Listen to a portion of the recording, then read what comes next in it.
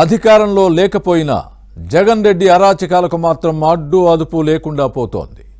ఏపీలో హింసను ప్రోత్సహించి శాంతి భద్రతలను భగ్నం చేయడమే లక్ష్యంగా రప్ప రప్ప అంటూ రెచ్చిపోతున్నారు. పరామర్శ యాత్రల పేరుతో దండయాత్ర చేస్తున్నారు. దీనికి తోడు నరికేస్తే మంచిదేగా అంటూ జగన్ చేసిన వ్యాఖ్యలు తీవ్ర దుమారం రేపుతున్నాయి.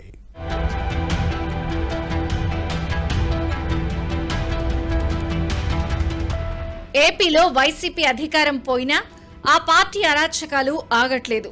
పరామర్శల పేరుతో జగన్ చేస్తున్న క్షుద్ర రాజకీయాలు కలకలం సృష్టిస్తున్నాయి.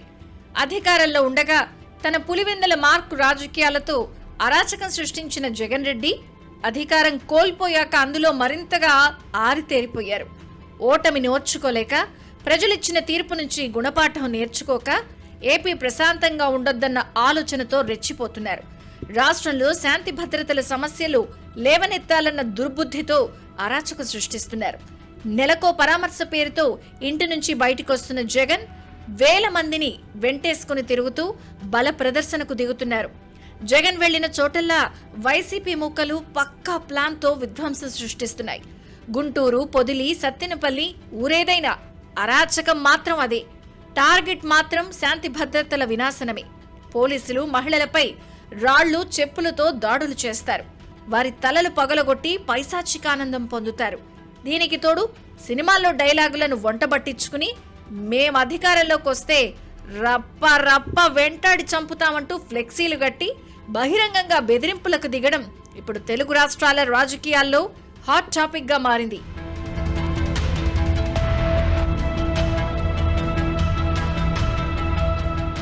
నాడు ప్రతిపక్ష నేతగా ఉన్న చంద్రబాబును అమరావతి వెళితే అడ్డుకోవడం, చెప్పులు, రాళ్లు విసరడం, ఇదేమిటని ప్రశ్నిస్తే వాక్ స్వాతంత్రం ఉందని చెప్పడం, ఇవన్నీ జగన్ అధికారంలో ఉండగా జరిగిన సంఘటనలు. కానీ ఇప్పుడు అదే జగన్ మంది మార్బలంతో పరామర్శ పేరుతో దండయాత్రలు చేసి విమర్శల పాలవుతున్నారు. పల్నాడు టూర్లో రప్పా రప్పా డైలాగ్తో కూడిన ప్లకార్డులతో ప్రదర్శించి క్రిమినల్స్ పార్టీ ప్రతినిధుల్లా వైసీపీ కార్యకర్తలు వ్యవహరిస్తే వారిని వారించాల్సింది పోయి మీడియా ముందుకొచ్చిన జగన్ కొత్త భాష అందుకున్నారు. ఇంకా చెప్పాలంటే ఫక్తు ఫ్యాక్షనిస్ట్ తరహాలో వైసీపీ నరుకుడు భాషను మాట్లాడారు. రప్పా రప్పా నరికేస్తాం, ప్లకార్డులను సమర్థిస్తూ నరికేస్తే మంచిదేగా అంటూ జగన్ చేసిన కామెంట్స్ దుమారం రేపాయి. ఏమన్నాడు? ఏ జాతరలో? గంగమ్మ జాతరలో పొట్టేళ్ళు తలలు నరికినట్టు రపా రపా అని నరుకుతానని చెప్పి ఆయన అంటానంటే దాని అర్థమైంది. మరి చంద్రబాబు నాయుడు అనే వ్యక్తి ఇంత మోసం చేస్తూ ఉన్నాడు కాబట్టి ప్రజలు అంత కోపాన్ని చూపిస్తూ ఉన్నారు. అందులో వాళ్ళ కార్యకర్తనే వాళ్ళ నుంచి మారి వైసీపీలోకి వైసీపీ కార్యక్రమంలో పాలు పంచుకొని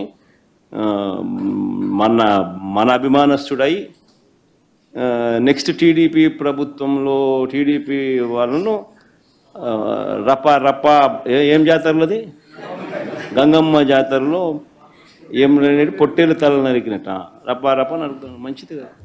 జగన్ చేసిన ఈ వ్యాఖ్యలు చూసి రాష్ట్ర వ్యాప్తంగా ప్రజలు బిత్తరపోయారు. సీఎంగా బాధ్యతాయుతమైన పదవిని చేపట్టిన వ్యక్తి ఓ రాజకీయ పార్టీకి అధినేత మాట్లాడాల్సిన మాటలేనా అంటూ ఆశ్చర్యపోయారు. జగన్ నైజానికి వ్యాఖ్యలు నిదర్శనమని కేసు పెట్టాలన్న డిమాండ్లు వెల్లువెత్తాయి.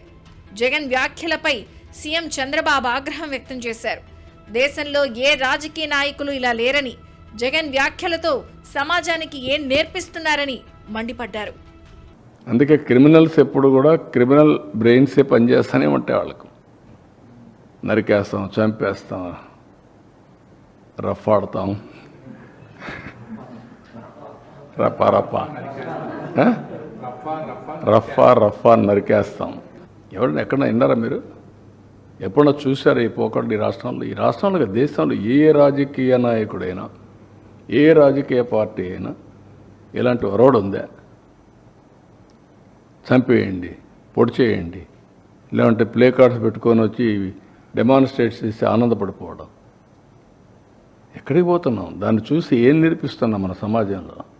శవ రాజకీయాలు చేయడంలో దిట్ట అని తీవ్ర విమర్శలు ఎదుర్కొనే జగన్ రెడ్డి సత్తెనపల్లి పర్యటనను సైతం శవ రాజకీయానికి వాడుకోవాలని చూశారు. కానీ జగన్ బ్యాచ్ బల ప్రదర్శనతో 2 ప్రాణాలు బలయ్యాయి. పోయిన వారిని పరామర్శించడానికి, వారి బంధువులను ఓదార్చడానికి సమయం కేటాయించని జగన్, వైసీపీ శ్రేణులు రోడ్లపై మాత్రం వీరంగం వేశాయి, రౌడీజం చేశాయి. ఇటువంటి సమయంలో జగన్ అకస్మాత్తుగా మీడియా ముందుకొచ్చి తాను వ్యవస్థల విధ్వంసాన్ని భరించలేకపోతున్నానని, పోలీసులు వన్ సైడ్గా వ్యవహరిస్తున్నారని వ్యాఖ్యలు చేశారు. అంతటితో ఆగకుండా తమ పార్టీ నేతలు చాలా బుద్ధిమంతులు అంటూ ప్రగల్భాలు పలికారు.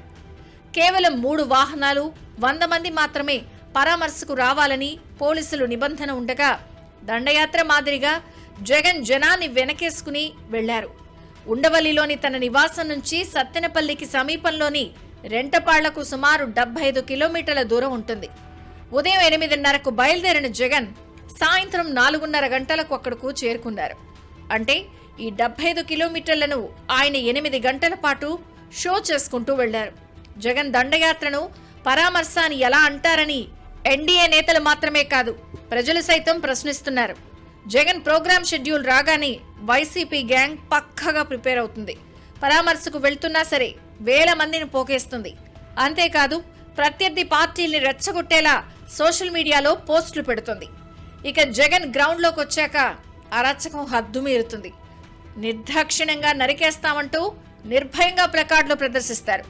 మొన్న పొదిల్లో, నిన్న సత్తెనపల్లిలో వైసీపీ మూకలు ప్రదర్శించిన ప్లకార్డులు చూశాక జగన్ మళ్లీ అధికారంలోకి వస్తే ఈ రాష్ట్రం ఏమవుతుందోనని జనం ఆందోళన చెందుతున్నారు.